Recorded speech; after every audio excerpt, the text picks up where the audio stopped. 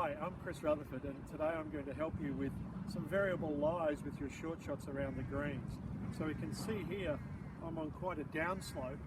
So the key with these types of shots is to make sure your body is positioned correctly at address to accommodate for the slope. So if you're on level ground, your spine in particular, if we think about our spine angle, will take a certain angle relative to the ground.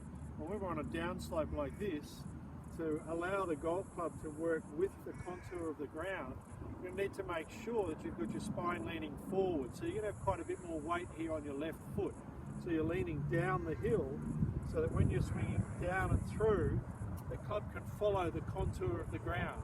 If you tend to stay too tall in this situation, there's a chance that you'll hit the ground here way back behind the ball because the ground's a lot higher than it would be if you're on level ground.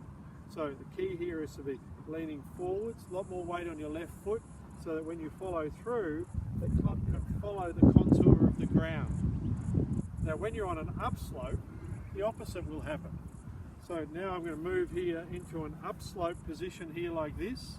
Now the key here is to make sure that your spine is tilted back a little bit more, so you've got more weight now on your right foot here. So again, the club can follow the contour of the ground. If I was making a full swing off here and my spine was as it would be if it was on level ground, my club head's going to run into the slope immediately after making contact with the ball.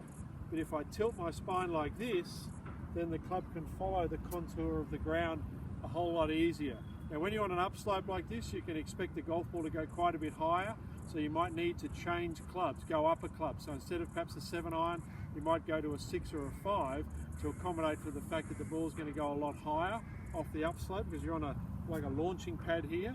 Now as opposed to being on the downslope here, because the club's coming down this way, you might need more loft to get the golf ball up into the air, or expect the club to go a little bit further because you're naturally de-lofting the golf club by having the club working down the slope like that. I hope you find that helpful, and I look forward to sharing something with you next month.